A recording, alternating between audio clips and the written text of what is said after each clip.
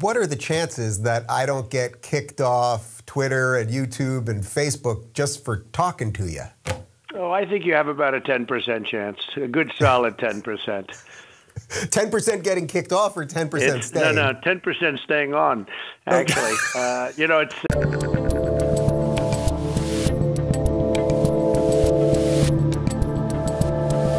Big day around here. I am about to interview President Donald J. Trump. We are doing a sit-down, although it's a slightly different sit-down because he is doing it via the phone, the classic style of interviewing from an undisclosed location. But before we start, I want to say one thing, which is that his team made it very clear. I can ask him absolutely anything. Nothing is off the record. Nothing is to be hidden or not to be asked. And will I get booted off YouTube for this? I suppose we will find out. So here we go, my interview with President Donald J. Trump. All right, President Donald Trump, welcome to the Rubin Report. Well, thank you very much, David. Great to be with you. So, President, what are the chances that I don't get kicked off Twitter and YouTube and Facebook just for talking to you? Oh, I think you have about a 10% chance, a good solid 10%. 10% getting kicked off or 10% staying? No, 10% staying on, actually. It's crazy. This is a crazy world, and let's see what all happens. I think they're overplaying their hand, but we'll find out about that, Dave. Yeah. So do you miss Twitter? That seems to be the big question that everyone wants to know. That was your thing. Do you miss it at all? So something happened that's, I think you've seen, and that's very interesting. I do press releases like I used to. You know, the circle goes round and round, right? I do press releases, and it seems that a lot of people are waiting for those press releases. And if you look at of all places, the New York Times did a story a week ago about the circulation of what I'm saying is essentially as big. It's very big, and the word is getting out. I did a couple of them today. I like because I'm not confined as to number of characters, but the number of characters, you don't want to keep it too long anyway. Okay, that's one thing we all learned maybe from that. No, I think we're doing very well. With that being said, I'll be on social media in the not too distant future. We're looking at a lot of options. We had hundreds of millions of people. If you look at, we had 91 on one site, we had 10 on another, we had 36 on another, we had POTUS. We have a lot of people, and a lot of people on Facebook. And I hear it's become very boring, to be honest. And I hear in particular Twitter has become very, very boring. And a lot of conservative voices have gotten off. Some have been thrown out, and a lot of them have gotten off. And I hear Twitter is not doing well, and it's lost its voice.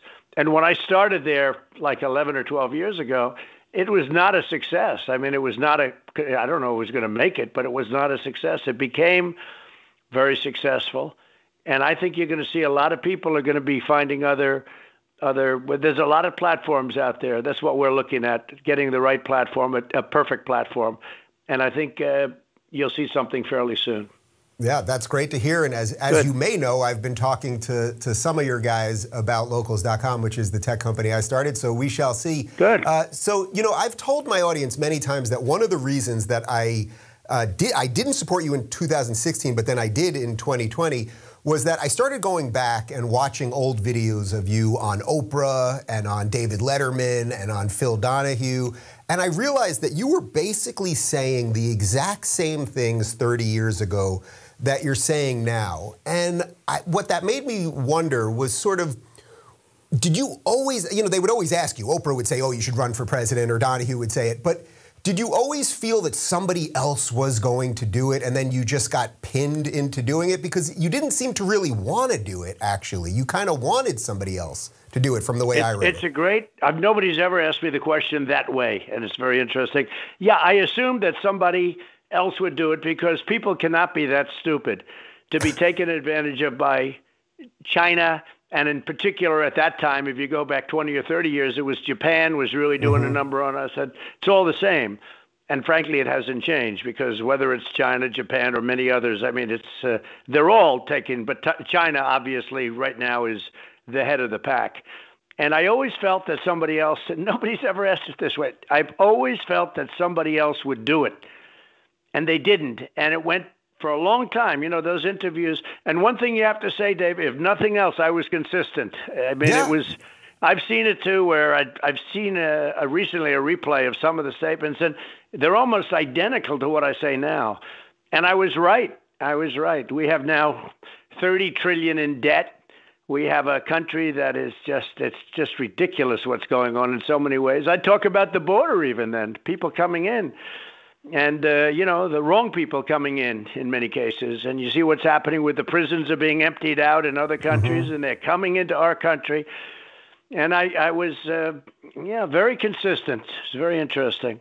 Yeah. When did you realize that you were going to fully have to say what you thought? Because when I started going to some of your rallies, and I'm here in crazy Los Angeles, I was going to the Trump rallies in Beverly Hills, and it was a joy fest. Like, it was truly unbelievable. I couldn't believe it. And the main thing people would say to me when they would come, they'd say, Dave, you know, I'm just sick of being called a racist and a homophobe and a bigot and everything else. And I met these people. These were the nicest, joyous, happiest, decent Americans ever. But when did you realize that you were just going to have to sort of walk through that fire and take those labels?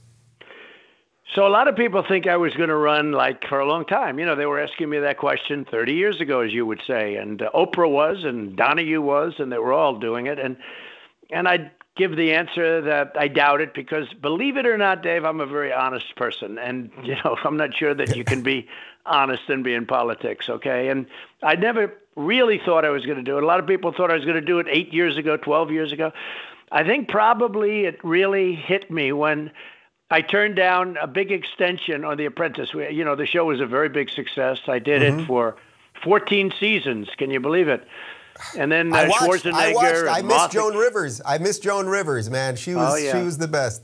Oh, yeah. She wanted to come on, and they all wanted to come on. I watch Erin Burnett, you know, now, but she would beg me to go on the show. She was on 3 or 4 times. She would virtually beg me to be on The Apprentice. And now I watch her hit from, you know, all sides on MSDNC. I don't watch her very much, but I see she's on there, and I assume she says nothing but bad, but she would beg to be on, as did others. As did many others. But the show was a great success. And they wanted to extend it a lot, like at the highest level. They came over to my office, and I said, no, I have to do this. I have to run for president. And they thought I was kidding. They didn't want to hear it. They wanted to extend the show. They ended up getting Arnold Schwarzenegger, who failed badly, as you know, was off in like a matter of minutes. And they also, during the time, they get Martha Stewart, and she failed. But we had a great success, and it was for many years. And I said no. And, you know, when you turn down a primetime show, long-term extension, it's a lot of money no matter how rich you are, but it's a lot of money and a lot of prestige. And I turned them down. The top executives of NBC came over, and they wanted to make a deal. And I turned them down. And I guess that was really when I thought I was going to do it. And then, of course, the famous ride down the escalator. And that was it, Dave. That was it. Once I rode down the escalator with our great First Lady, that turned out to be it. When did you realize how connected the sort of mainstream media was to the swamp? You know, you were talking about draining the swamp, and obviously the media was going after you, and you started punching back. And Republicans or conservatives or people on the right usually don't punch back. Did you realize it? Was it by the time you were president that you fully realized, or was it that first debate? No, I thought it was bad, frankly, but I never knew it was this bad. And now it's worse than ever before. It's so ridiculous. I mean, you see where Biden gets up and says things that nobody can believe or doesn't say things. And they say, could that be FDR? FDR, great speaker. And, you know, now it's out of control. But I've always known that they were shaky, but I used to get great press. You know, before I ran I guess that's probably one of the reasons I won. Before I ran for president, I got a lot of great press. I was the king. I was getting press like nobody. And, you know, I did fine. But I also understood where and how they were functioning as much as you can. Nobody understands the press fully, to be honest with you. I don't care how well you do with it. But once I announced, and when I made the first speech in Trump Tower, once I got down from the escalator, I will tell you, I would say the press turned radically different. And now they've become very corrupt. I mean, they're really corrupt. It's a terrible thing to watch. We don't have freedom of the press anymore. We don't have free press or fair press. We have a very, very corrupt press, and you don't even have to get into the argument, although you say plenty. You have strong opinions on it, but we have a very, very corrupt media. Yeah, no, they're long gone. They're activists, not journalists. They're gonzo. They're gonzo. We're doing a big one in Ohio on Saturday night, and people are already lined up. And, there's just been a great connection to the people. I've had a great connection to the people.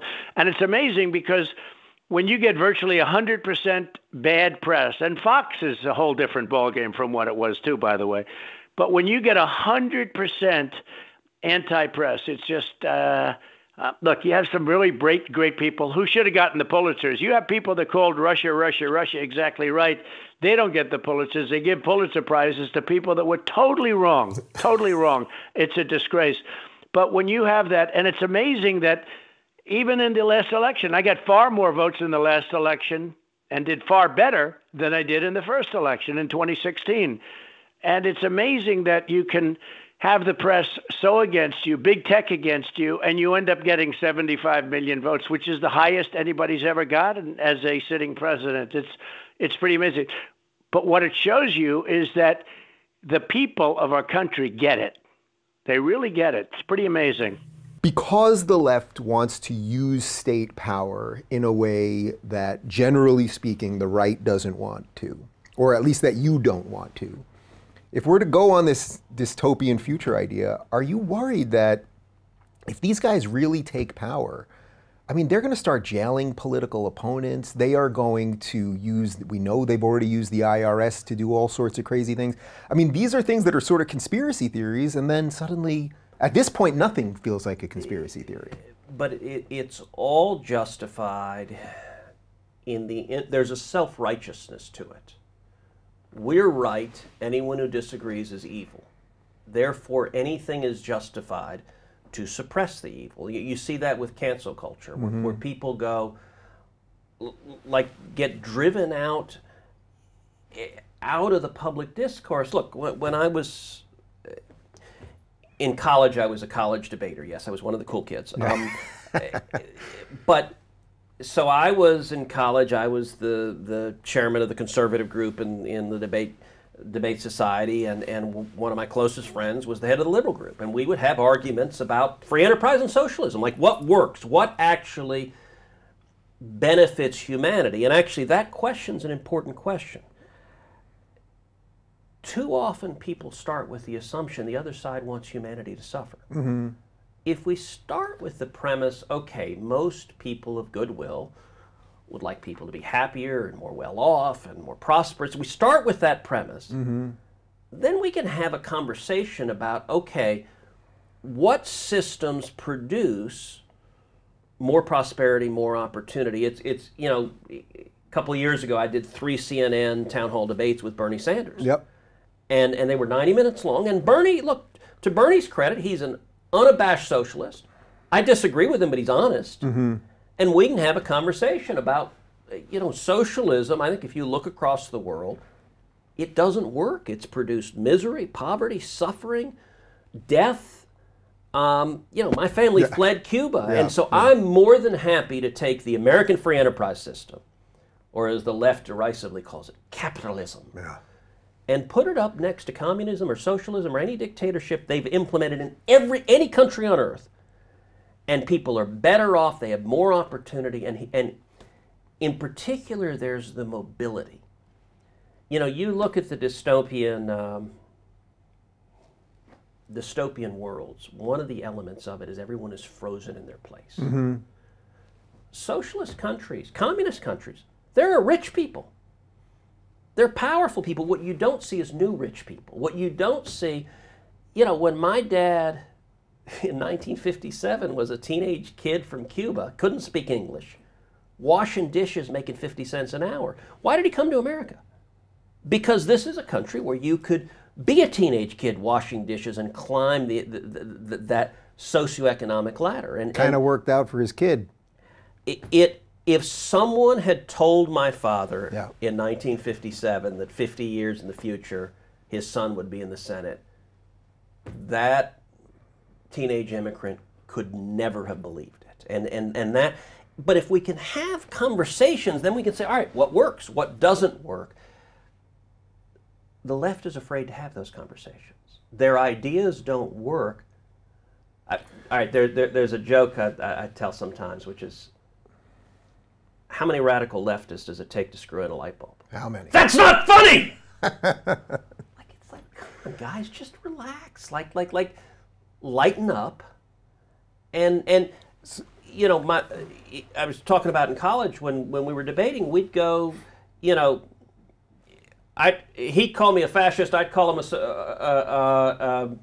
a communist, and then we could get a beer. Yeah. Like, just, you know, not all of life has to be, I must destroy my enemy, and there's a lot of that right now. But do you think there's a fundamental reason for that? I think there actually is, that lefties now, and not always, and I actually want to ask you about what it used to be like when there was a sort of sane Democratic Party, but that there's a fundamental reason for the anger and the outrage and the perpetual craziness, which is they believe government is everything, and that, you know this as a senator, it's a pretty freaking messy, probably often miserable game that you have to play to be a politician in America or probably anywhere.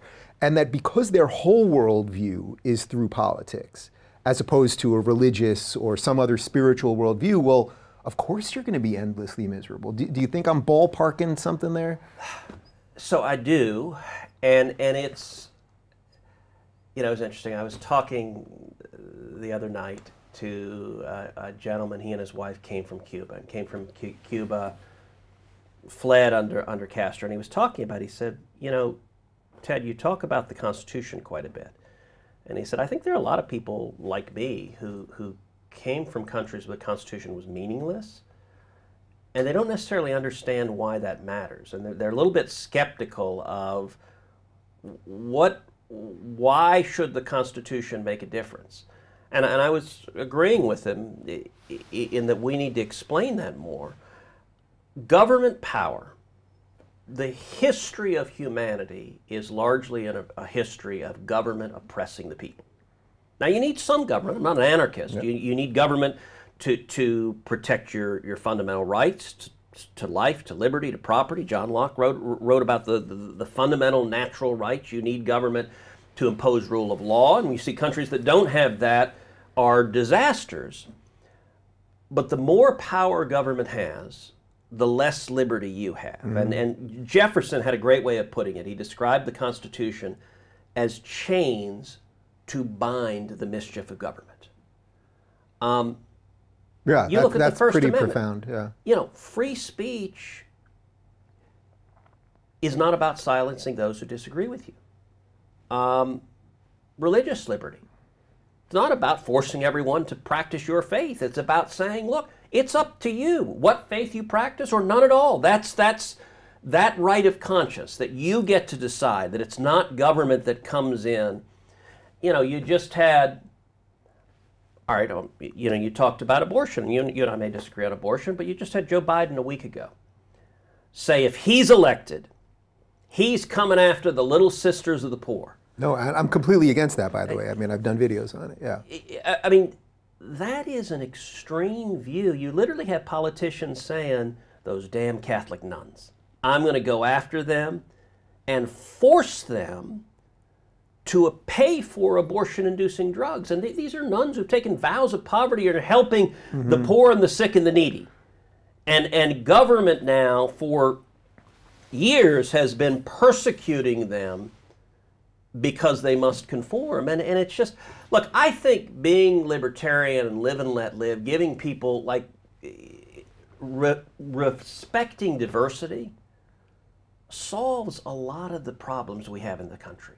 So speaking of diversity then, do you ever feel it, because you mentioned your father and your family's story, because you're a Republican, because you're on the right, that in many ways the people who love to scream about diversity all day long, they've sort of stolen that from you. I know you don't wave it as a victim card, but your own personal family story, and because you look white, so to speak, and because you're on the right, you're just a white guy. Congratulations. Look, on social media, it is amazing. You look at some of the angry protesters, who sometimes are angry rich white guys, who are telling everyone, look, the riots that occurred following the horrific killing of George Floyd, many of the neighborhoods that were burned down were African-American neighborhoods. Some of the most poignant and powerful videos were of residents there crying, going, okay, you just burned my only grocery store. African-American small business owners whose stores were destroyed, and destroyed by self-entitled, often middle or upper class kids. I noticed after that first debate, when you were getting Googled and everybody was going, well, who is this? Who is this?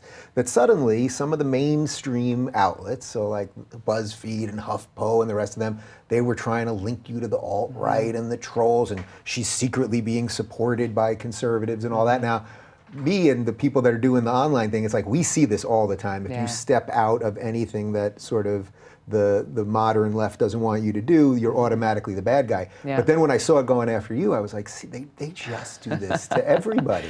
I mean, it started before that, to be honest. It started the very day that I announced my candidacy for president. And it's as if continued being anti-war, throughout. which is your #1 piece, as if that is conservative. I mean, that's what they're trying to sell now, which is bizarre. A reporter asked me this question literally just yesterday after the New Hampshire Democratic Convention. She said, well, you know, she's talking about how I've made it a central focus of my campaign that we need to end these wasteful, counterproductive wars, work to end this new Cold War and arms race, and redirect our taxpayer dollars that we've wasted for so long to the tune of $6 trillion since 9/11 alone, redirect those resources back here to serve the needs of our people, to take care of the urgent concerns people have, whether it's healthcare, infrastructure, education.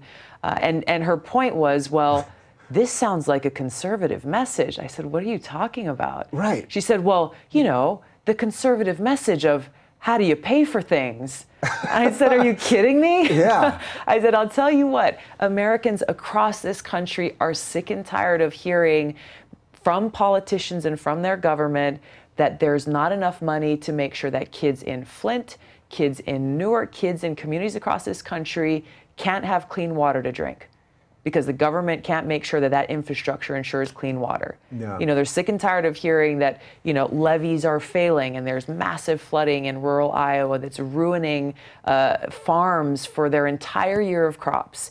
And they're told, well, you know what, sorry, there's just not enough money to make sure that this infrastructure is holding to keep you and your family safe. So this is not a conservative concern. This is an American concern, and it is a call to action to change our priorities, bring about this sea change. This is why I'm running for president, to bring the leadership and the conviction to stand up to the foreign policy establishment, the military-industrial complex, bringing the experience that I have both as a soldier as well as in Congress to shift our priorities, to stop this waste and bring it back to that central focus of serving the American people. Well, it's just such a fascinating flip that suddenly anti-war, they want to sell it as conservative. Most people are actually anti-war. I mean, I think most people don't really want to go to wars. That being said, is Trump complicating the issue for you particularly a little bit? Because Trump, at least from where I'm sitting, has not been pro-war. You may not be happy with some of the things he's doing, but you know, he wants to get us out of Afghanistan. It doesn't seem like we're going to be nation building. So that being the anti-war candidate is a little trickier, as opposed to if he was just more of a traditional Republican, maybe, or even Obama, who went into Libya or wherever else. I don't think it makes it tricky at all. Trump campaigned a lot on this message of ending stupid wars, bringing our troops home, calling out Saudi Arabia for being, one of the biggest supporters for terrorism that they are. The problem is, after he got into office, after he got elected, he chose to surround himself with the very same neocon war hawks that have been pushing for more of these counterproductive regime change wars for a very long time. People like John Bolton, people he has now, Secretary Mike Pompeo. And I think we find ourselves in the position that we're in where, in fact, Trump hasn't carried through on the promises that he made, the rhetoric that he was using during that campaign. And that's where I find so many people who are coming to our town hall saying they feel betrayed. because of that, because he has not only not brought our troops home, and yes, he's working on getting our troops home from Afghanistan, and that is good for America. I wish him success in doing that. They should have come home a long time ago, but we've got more troops in Syria. He and his administration has pushed us very close to the brink of war with Iran, deploying more troops to Saudi Arabia and to the region, escalating tensions there.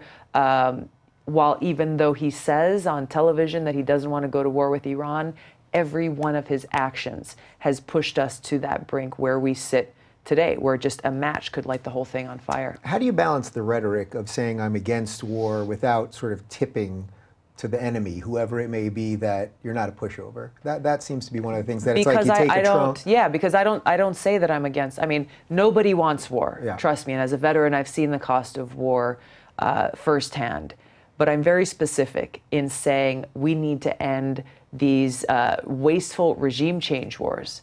We got to stop being the world's police, trying to go around the world and, pick off which dictators we don't like and, keep and prop up the authoritarian dictators that we do like, as we've seen happen throughout our country's history. End the wasteful regime change wars. Maintain our national security by having a ready and capable military, and continue to work to defeat those who threaten the United States. Continue to work to defeat terrorist threats like Al-Qaeda and like ISIS, and doing so in a smart and effective way. Yeah. All right. So I want to do a whole bunch on all the issues. We'll just check off a whole bunch. Right. But I got to just go backwards a little bit here. Let's Sure. just talk about what's generally happening with the DNC, because I think there's just a belief out there, whether for Democrats, Republicans, it doesn't matter, that the DNC just strikes people as deeply corrupt. They basically screwed over Bernie last time. There's a feeling now that even with you not being in the debate, that it's just unclear which polls are allowed to be looked at and which aren't, and how they, accumulate all of them and look at the numbers and all that. Do you think the DNC is actively working against you? Do you think it is corrupt? Do you think it is in bed with one of the other candidates or several of the other candidates? What is happening, do you think? What's clear is that this system lacks transparency. The whole process is lacking transparency. And that's the change, and that's the reform that I'm calling for from the DNC in this. Because if they're not transparent with their process, and you pointed out some of the issues that are coming to light here is, these small number of polls are qualifying, these other ones are not. Why is that? Who are they actually talking to? How many people are they talking to? There are credible, accurate polls that they're choosing not to recognize, and questionable polls that they are. So the problem with all of this, and I speak as a strong Democrat, is that it creates a lack of trust in Democratic voters, that the DNC is actually working for their interest in creating a very fair and transparent process.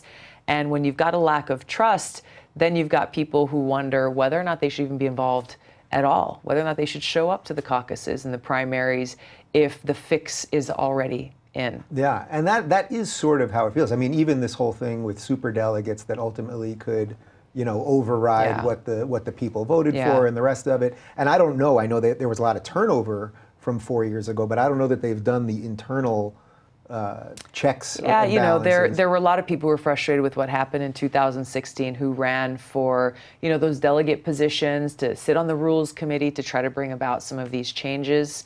I've been calling for an end to superdelegates for a while now, calling for open primaries, make it so that our system and our primaries are open, transparent, and actually representative of the votes that people are casting. We're not anywhere close to where we need to be.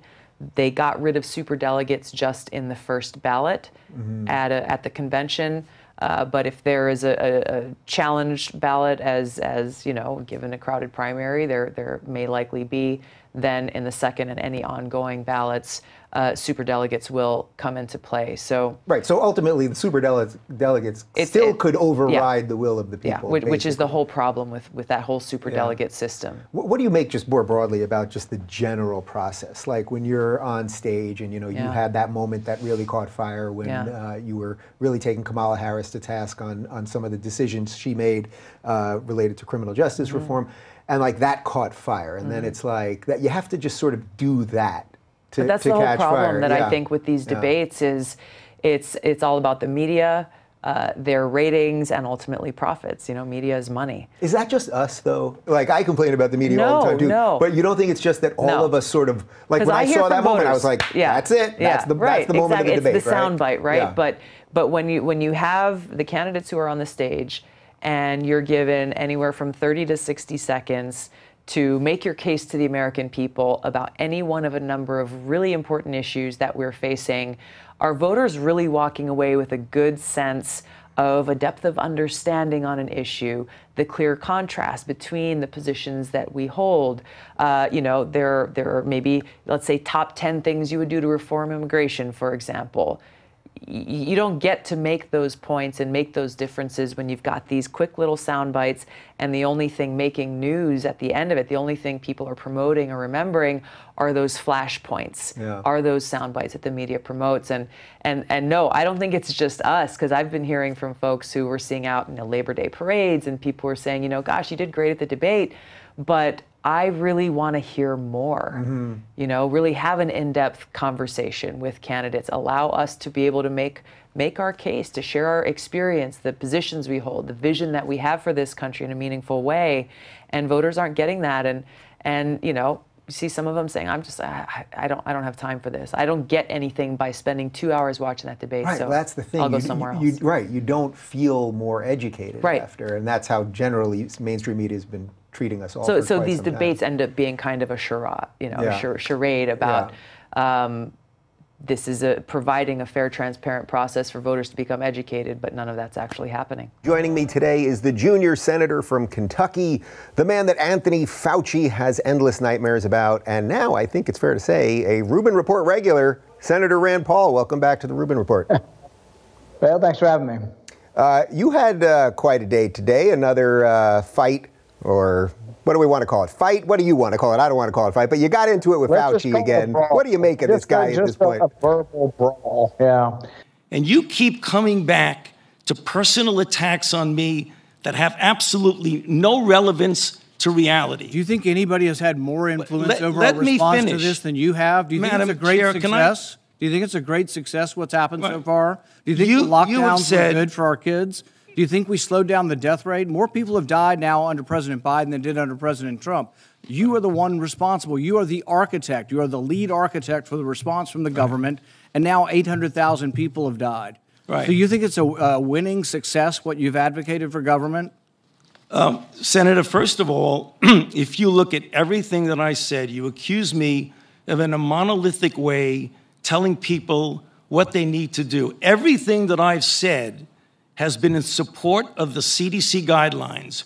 Wear a mask, get boosted, and you've advocated to make it coercive take a look at everything that I've said. You've advocated that it be done by mandate. Right. You've advocated that your infallible opinion be dictated by law. Right. I've always been pro-vaccine. I'm just simply against authoritarianism and against mandates. Right. The anger that's developed with you, Dr. Fauci, is that you don't want to give us advice. You want to tell us what to do. You think you are the science, and that anybody responds to you, how dare you criticize science, as if you somehow are science. That kind of arrogance, that hubris is really, that's where the anger's coming towards you. If you were one doctor among hundreds of doctors in the government who gave advice, I don't think people might object to your advice, but there wouldn't be such a degree of anger. But you are so certain that you're right that you're not willing to hear anyone else. 3 epidemiologists, of which you are not even an epidemiologist, but 3 epidemiologists prominent in their field, Oxford, Stanford, and Harvard. You maligned them. You spoke openly with Dr. Collins, and you did not disagree that let's paint them as fringe. You went after them and said, we will do a public takedown, not in Science or Nature or Lancet, in Wired, in The Nation, a left-wing publication. You've engaged in base politics. You wonder why there's so much anger? You're not an objective scientist. You've lost that long ago. And so many of the things that people want, it's like they want to know why you're forcing their children to be vaccinated when 95% of people at risk have been vaccinated. Over 95% of people over 65. It's a huge voluntary success. And yet you won't rest until you force every child to get this. So, yes, there's a great deal of dissatisfaction with you, and many people want you to go, but nobody wishes you violence. No, I think he deserves everything he gets and then some, to tell you the truth. I mean, we probably never had a government bureaucrat have this much power over our lives and this much disdain for our individual liberty. And really, when you've got a government bureaucrat, a government doctor who believes and will tell you that I am the science, and any criticism of him is basically seen as criticizing science, can you imagine the arrogance? Today he went one step further and he says, if you have the temerity to question him over him going after these epidemiologists that wrote the Greater Barrington Declaration, if you have the temerity to do that, you're now guilty of fomenting violence against him. And it's a terrible sort of accusation to make. And I reminded him that, look, I was there on the ball field when a Bernie Sanders supporter almost killed Steve Scalise. A staff member was shot less than 10 feet from me, but none of us blamed Bernie Sanders for that. None of us really said, oh, you can blame a left-wing politician for some crazy supporter of theirs. And yet that's what he did today, and the left-wing media lapped it up. So knowing that the left-wing media, which is basically all the mainstream media, isn't going to frame any of this in an honest way, it does seem that the narrative is collapsing for the people that are paying attention. That a lot of the stuff that you've been talking about for quite some time is starting to bubble up. You know, they're sort of admitting you get the vaccine, it doesn't quite work the way it was promised. The masks don't work like promised. The lockdowns don't work like promised. Are you feeling that there is an actual momentum shift? And what do you think that'll look like at a national level? If so, you may have seen this in the last year or two, that some people suspected that the death count was inflated, that many people were dying with COVID and not from COVID. Wow, the Biden administration has woken up to this fact, and we're getting regular pronouncements from them day to day. They said yesterday 75% of the people dying have 4 comorbidities, meaning they're pretty sick people, and that many of them are dying with COVID as an incidental finding. All right, he came in, he lost his arm, his leg, and his ear was cut off from an automobile accident, and he also tested positive from COVID. But he died from internal bleeding, but he also had COVID. But see, when they're waking up to it, and when you have CNN doctors saying cloth masks are nothing more than facial decoration, guess what? Maybe, yeah, they are, I think, understanding that there are more deaths under Biden than there were under Trump, that they got some explaining to do, and their best way is to explain this as something we're going to have to live with. How much of the negligence do you think at this point trickles up to Biden? And I'm saying that specifically that way, that it trickles up to him, because I don't think he really has a good handle on what's going on here. But, you know, we've all seen the videos a month or two ago. If you get the jab, you know, you're not gonna spread COVID, et cetera, you won't catch COVID. That's obviously not the truth. I mean, what has to happen to some of these people, from Biden to Fauci to Walensky at the CDC, et cetera? If it's trickling up to him, it would have to be mashed and made for edentulous food that you feed to the elderly. I mean, I don't think he's in charge of a whole lot of things. I would say that he's indirectly responsible for it, because he did say over and over again he was going to not lock the economy down, he was going to lock the virus down, and now more people have died under his watch. He did blame President Trump. He says he's responsible for these 200,000 people dying. It was a ridiculous statement, and no honest politician should have been allowed to get away with it, and the media should have gone at him and said, that's not fair, and yet the media bought into it, and it was the narrative that the virus was Trump's fault. But now if the virus goes on and seems to be really uncontrollable, and the deaths mount, now it's sort of, well, you need to accept it. Really, the cloth masks don't work. They're trying to find a way to get back to normal, because guess what? The blame's attaching to them. But almost all of the things that you see are from government planning, government policy, and socialism. They're in charge of the testing. They're the ones that are mandating how we do the test. So everybody's got to get a test. So if your 5-year-old's got COVID and you really wouldn't know it, but you test them and they've got COVID, now you got to test the whole class. And then you got to test all their siblings. Then you got to test all their parents. So this thing sort of spreads out, its tentacles spread through society, and the government will say, oh, we're not for lockdowns, but we are for testing everybody. If you test everybody, inevitably it leads to a lockdown. So this is a real problem. Most of the people in the hearing today with Fauci are like, oh, why can't the government make more tests? I'm like, why the hell are we ordering so many tests? This is about ordering too many tests, and it's about testing people who are not sick. People who are not sick should not quarantine, and people who are not sick shouldn't be taking tests or medicines. We should leave them the hell alone. But that's our real problem. And who gave us all this advice? Fauci. You know, so Biden's taking Fauci's advice, but Fauci is the problem. So, I mean, I think I know your answer to this, but should Fauci just step down? I mean, it doesn't seem to me that this is a guy who should be running the NIH anymore. I mean, enough's enough already. I mean, if we don't have room for him in prison, I mean, stepping down would probably be okay. But no, he's a menace in the sense that he really is careless and callous towards our liberty. His first impulse is always an authoritarian one, but he also ignores the science. So by conservative estimates, over 100 million Americans have gotten this. 62 million on the official website have gotten COVID. But the NIH has studies that say 5 people, for every person diagnosed, is at least 5 people undiagnosed. Mm-hmm. Let's say it's only 1 or 2. We still get to well over 100 million. Maybe half of America has been infected. If you don't count them, then you think we're woefully short on vaccines, then you mandate it on children. But the other thing there, you know, you would never know this by watching CNN or any of these other networks that are full of fake news.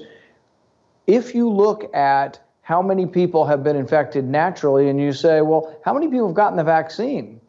95% of people over 65 have been vaccinated. It's even higher if you go above 75. The voluntary vaccine has been an enormous success. But if you watch CNN, you think, oh, gosh, nobody's been vaccinated. Mm-hmm. The truth is the opposite. Almost everybody that's at risk for this disease has been vaccinated. The children are getting it naturally, whether you vaccinate them or not. Now adults are getting it, whether you vaccinate them or not.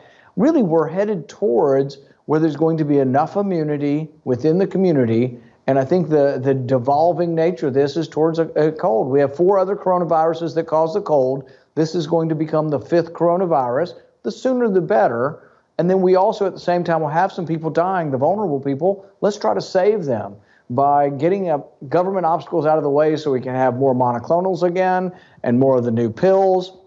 But also let's repurpose some of the things that we have out there that lessen inflammation. What's it like for you as a Republican congressman in this crazy state? Just going around as a conservative in blue California. You know what's interesting? If I'm on a plane and I'm flying to Florida, there's people want my autograph, applaud me. In Texas, they'll cheer me. Yeah. In California, New York, they'll yell at me, right? Yeah. But that's okay. That's okay. What's happening is something I haven't seen in quite some time. Look, in California, we've had Republicans and Democrats who have managed this state. And I firmly believe if we could change the top 2 system, I know why people wanted to put in the top 2 system. I never supported it. But the top 2 system takes us away from having a debate about ideas. So what's happening in the top 2 system, we're not getting the very best people to run. Because think about this. One of the most popular governors in the country is a guy named Baker in Massachusetts. He's a Republican. Mm-hmm. Do you know there's not one Republican congressman from Massachusetts? It's overwhelmingly Democrat, but they re-elect this governor. Maryland, right? But what's happening in California, you're not getting the quality people to run because the top 2 people think there's not enough Republicans. But if we let the parties decide on at least all the constitutional offices, you would have a debate of ideas. And what I truly believe in California, people would want to check and balance. That the legislature is so far, it's not democratic, it's socialist, right? Mm-hmm. This wing has gone so far that they would want to check and balance that if they got out of control, they have somebody in governor who would veto the bill. I think a Republican could win governor each and every time in California. I think an attorney general Republican could win. Target closes their stores in San Francisco. Neiman Marcus, they just run it. Yep. And why? These are the democratic policies that have now been implemented because they won the majorities. Now we're seeing the outcome. That is why the pendulum will swing. Why do you think Democrats can't seem to associate the people that they vote for and the policies they vote for the bad stuff that happens? Like all the people in San Francisco right now that are watching the Neiman Marcus video that we played it on the show, and just people running into Walmart and into Walgreens. I think 17 Walgreens closed in the San Francisco area, just stealing stuff. And then you've got the DA that won't prosecute, and then now we've got the former San Francisco DA is now in Los Angeles. I mean, it's the swamp. It's a mini swamp that we've got here in California. But for some reason, people can't seem to realize, oh, if you keep voting in the same party and things keep going wrong, that there's maybe a connection there to the people you're voting in. Is it the sun? It's the weather, Right, it fries everybody. No, I think it's a combination. I don't think these are the Democrats of old. I mean, if you study history in LA, I wrote the book. Yeah, there weren't Democrats who weren't crazy. There were Democrats who were conservative, right? If you took Jerry Brown's father, if you compare Jerry Brown, who I think is liberal, compared to Gavin, he seemed more conservative. But what I found now is they have shifted. They have become a socialist Marxist idea, and that wing of the party has become more powerful. And the moderate wing of the party is afraid, and they can't win anymore. Are you surprised how quickly they folded? That's one of the things I'm just focused on all the time. I don't think in his heart of hearts that Chuck Schumer's a true, radical leftist, or even Nancy Pelosi. I don't really think that he's afraid of it. No, yeah, maybe she is. Pelosi yeah, is. okay. But Pelosi actually gets. I say that with no love for her. That was trying to give a little bit of credit. That I don't think she's over the top AOC, but you know what? They're afraid. She's jealous of AOC. She believes she was the founding liberal. She's from San Francisco. She's the founding. And think of this. Right. AOC has more followers than Pelosi. When AOC got elected to Congress, remember, she won, and I'll get the number wrong, she only won and only had to have no, it was a tiny amount of votes, right? yeah. But here she is, and she has a name brand, and she had more followers than Pelosi. She was giving Pelosi problems. So what did the Speaker of the House do? Had a meeting with her. And then took a picture. Yeah. You know who put the picture out? Not AOC, Pelosi. Because she believes AOC is stronger. And then look at this. In the last election, Pelosi's saying she's going to win 15 seats. She got the number right, the party wrong. It's the first time since '94 no Republican lost, and we beat 15 Democrats. But the interesting part is there is only one wing of the Democratic Party that grew. Pelosi has a 5-seat majority. The smallest has been in 100 years. But the Cori Bush, the AOC, the Tlaibs, the Omars, that wing, the socialist wing of the party, grew stronger. Mm-hmm. They won, and Pelosi lost. So how do you take the House back? Oh, we take the House back exactly what we did in the last election, okay? And you've got to analyze it. In the last election, had we not had COVID, Trump would have won re-election, okay? Any historical factor that you go through, pandemics, the leaders normally have a challenge. The Senate, we really thought Republicans would win. And think about that. You only needed one seat to win in Georgia, right. You had two, and you lost? Yeah. People could call malpractice on that, right? Because think about it. If you run... You trying to get me booted from YouTube? No. But if you run as a Republican in Georgia, you start with a 4-point advantage. Yeah. Okay? In the House, everyone believed we'd lose 15 seats. Even our own pollsters thought we'd lose. But think about this. We win in 2010. We beat 63 Democrats. Not every incumbent wins. So in this last election, with all the wind against us, every single incumbent wins, but we beat 15 Democrats. Every Democrat lost to a Republican woman or a Republican minority. We elected more Republican women than any time in the history of the party. Okay? So now, only 2 times in the history of the country has the party in power, meaning whoever controlled the White House, lose the White House and gain seats in the House. 1892 and 1992, and both times they won the majority 2 years later. Okay. 31,731 votes. That's how short we came up from winning the majority, out of more than 152 million. So what really happened, there was about 4 or 5 seats. I didn't have enough money, we didn't to play in, and we lost by less than 2 points. People didn't quite see what was happening, the silent majority. That's why when you talk about, can we win the recall in California? Yes, I don't care what the pollsters say, because momentum. The next election is going to be big, right? Because all of these things about defunding the police, they're all these Democrat policies that are now going in place, we're seeing the outcome, the wokeism, the open border, the inflation. Where we're going to have the biggest victory? School boards. We haven't been paying attention for the last 20 years.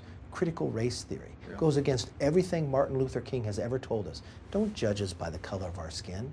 And now they're embracing it, right? They're going backwards. And the interesting part here is, okay, something else is happening, not just an election, and it'll be a national election for Congress. What history says is the party in power, whoever wins the White House on the first off-year election loses 27 seats. We lost 40, Obama lost 63. So and they have a 5-seat advantage. In the last election cycle, we targeted about 50 Democrats. Only 1 retired, okay? This cycle, already 5 Democrats have retired. And I'll bet you that gets over 10. If you're looking for more honest and thoughtful conversations about politics instead of nonstop yelling, check out our politics playlist. And if you want to watch full interviews on a variety of topics, watch our full episode playlist all right over here. And to get notified of all future videos, be sure to subscribe and click the notification bell.